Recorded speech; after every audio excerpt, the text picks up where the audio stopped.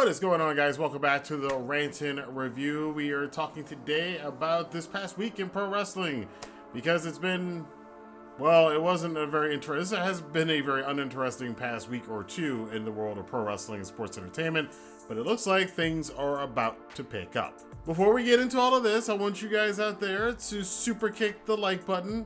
If you get a chance, it helps YouTube tell other people that, you know, we do videos like this on the channel. I will have some channel news on my podcast that you should check out too. So look down in the description box below for my podcast coming up this weekend. It'll be informative as some things are about to change. What really hasn't changed is the fact that the wrestling news cycle was kind of lame for a while. So let's look at some of the things that happened over the last 2 weeks. Jericho had heat with some WWE females, not really. Sasha Banks may not have been an anti-vaxxer, okay. A bunch of backstage people you've never heard of got released or fired from WWE. Becky Lynch and Seth Rollins got married. That was pretty cool. Just so-and-so's mad at so-and-so. Eddie Kingston and Bully Ray are mad at each other. And Jim Ross said WWE Dynamite. Oh no. None of this stuff is news. But what is news is that AEW Dynamite has just ended the pandemic era. And it's kind of weird to think about it now. And it wasn't until they showed that video package on Dynamite this past week that you really kind of realize we did just end a new era in wrestling. Now, for me personally, being a New Japan fan, you know, there was the 2012 to 2019 era that I was just kind of thinking back on over the last year since it's obviously over. But now this pandemic era, which is a year and a half, most of the companies were affected by it, and AEW celebrated the end of them being a daily place every single week for Dynamite, being back on Wednesday nights for Dynamite, and now they're taking off again after having about a month where they kind of had to coast. This episode of Dynamite this past week was a pretty good one too. It started out with the Young Bucks in a non-title match going up against Eddie Kingston and Penta.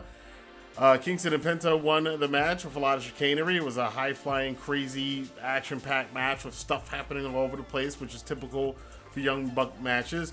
I am not sure what is going on with the hair game, though.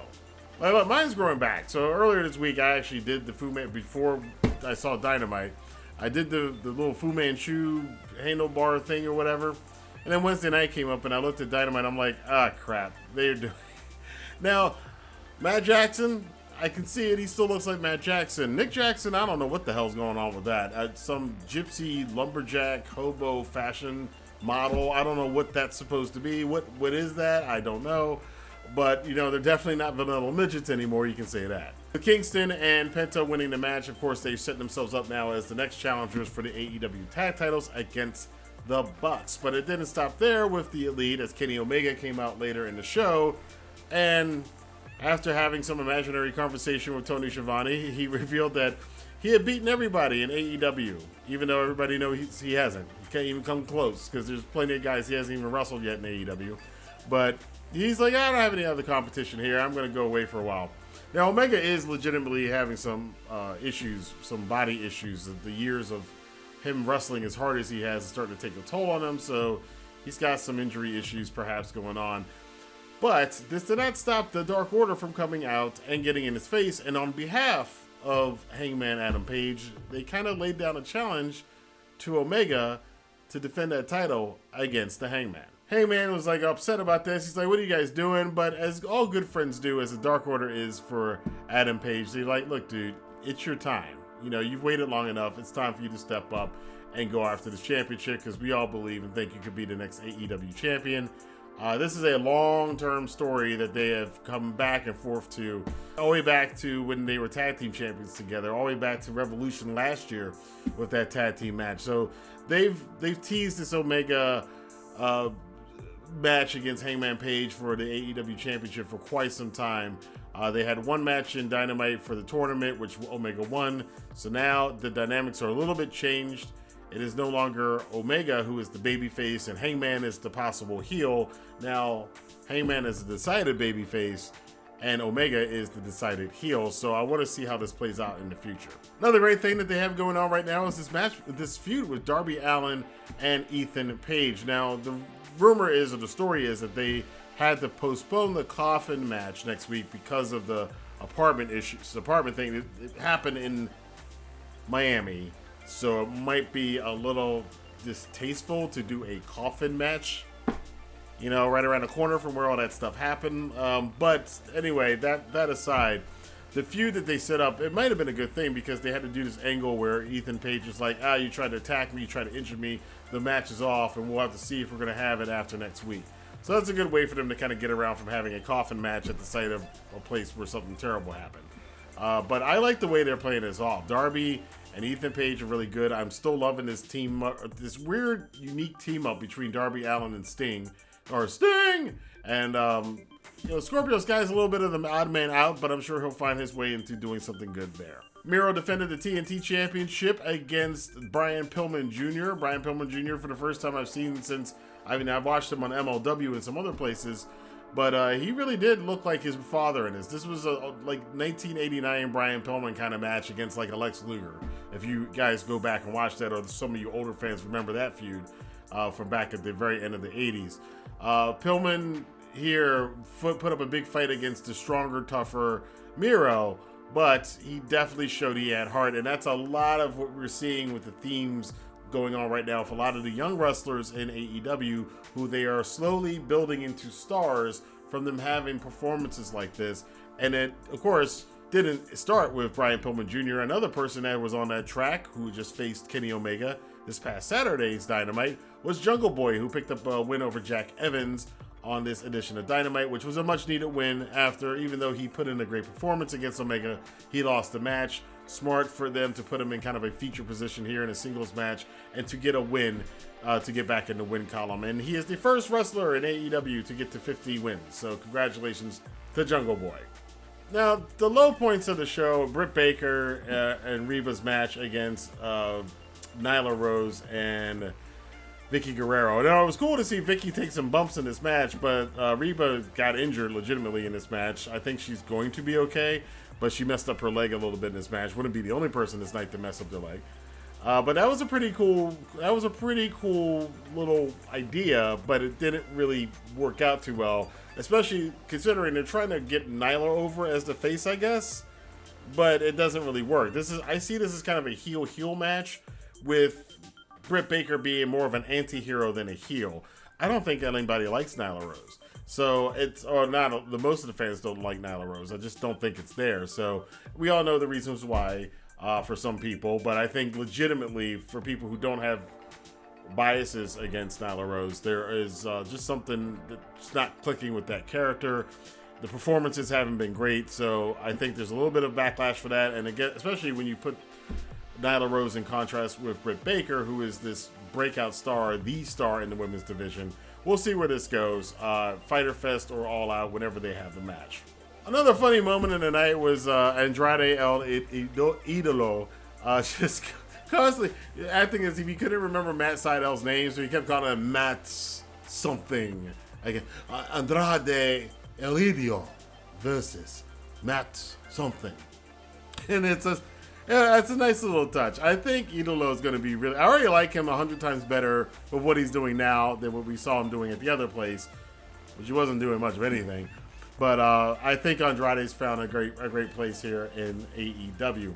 Two people who are not in a really good place right now is Brian Cage and Ricky Starks. They're going to have a match for the FTW Championship coming up. I believe it's Fyter Fest or whatever. It's over the next couple of weeks. They got a lot of shows coming up. And I think it's a little bit underwhelming.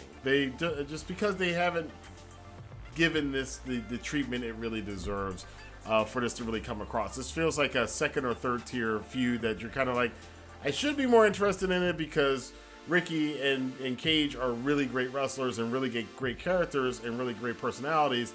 It just seems it's gotten lost in the shuffle with all the other stuff that's going on Dynamite. So they could have done better with that. But I don't think you could do better than the main event. MJF, Sammy Guevara, a match that a lot of fans have been waiting. These guys are they're going to be the pillars of AEW. They could be, in 2 or 3 years, the guys that are running this ship.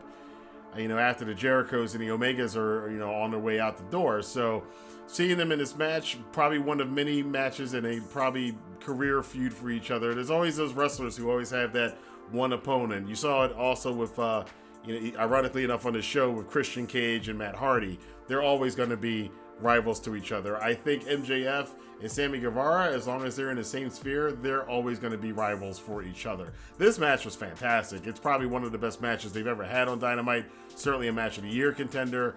It had the extra added stuff of possible injuries. They were going balls to the wall for a lot of stuff. And what I like about it is MJF is a very old school heel wrestler, and Sammy Guevara is a very passionate, high flying, sort of lucha, sort of crash wrestling kind of a wrestler. And they did both of those styles, and it just kind of felt like peanut butter and jelly going together when you watch this match. Of course, the thing everybody wants to talk about is the tombstone pile driver from the middle turnbuckle, which looked absolutely sick. I thought MJF had actually injured himself on his knee. He may have. I haven't seen anybody say that he was legitimately injured in that spot. It looked like the way he acted. I mean, his selling, if that was him acting and him selling, his selling is amazing. Because I sat there really watching going, man, I think he hurt his knee. I think he blew out a kneecap or something. And they kept communicating. You can see when they would do the things, when the wrestlers lock up and they have their arms like this, that's when they're like working out spots. And we saw them doing a lot of that. They get up, they fall down, and look like they were working it out. I think that either one or both of them must have been hurt at that, like seriously hurt at that point in time.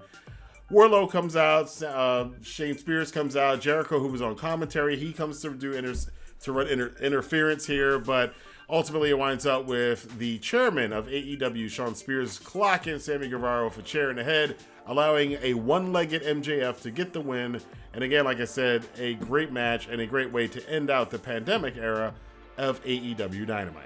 I do think that in a couple years from now, we're going to look back at the pandemic era and think there was some cool stuff. I mean, not every company did well. I mean, WWE's wrapping up their Thunderdome era, which is also a pandemic era wrestling period. And I'm sure they'll have some sort of like montage when they finish up and go to that live SmackDown that's coming up soon. But I like the montage they had here. There's so much stuff, and it wasn't until I saw the montage that I realized how many people that come into AEW.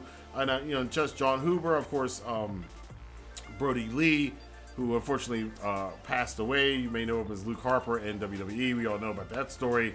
But Brian Cage came in, FTR came in. You had Tully Blanchard coming back and coming in into the fold. We've seen Kenta show up from New Japan Pro Wrestling as the Forbidden Door was open. Jon Moxley defended the IWGP US title against Yuji Nagata on AEW television. You had all these other people showing up. Matt Cardona showed up at one point in time. He passed through. The Good Brothers came in. Kenny Omega turned heel. The Elite turned heel. Cody wrestled Shaq. Mike Tyson was here. Snoop Dogg. There, we saw probably two of the greatest tag team matches of all time. Had two Stadium Stampede matches, a War Game match. Britt Baker and Thunder Rosa had one of the best female matches of the last 5 years. I mean, and we could go on. There's tons of other stuff that's happened. Paul White and Miro obviously showing up on the scene. The TNT Championship being created. There is so much that AEW packed into the last year and a half. You look back on it and go, man, they've done some really good work. It's easy to get caught up in being negative and naysayers, but when you look at the whole of the pandemic era, the Daly's Place era from March of 2020 now to the end of June 2021, it was a very well done time for what it was.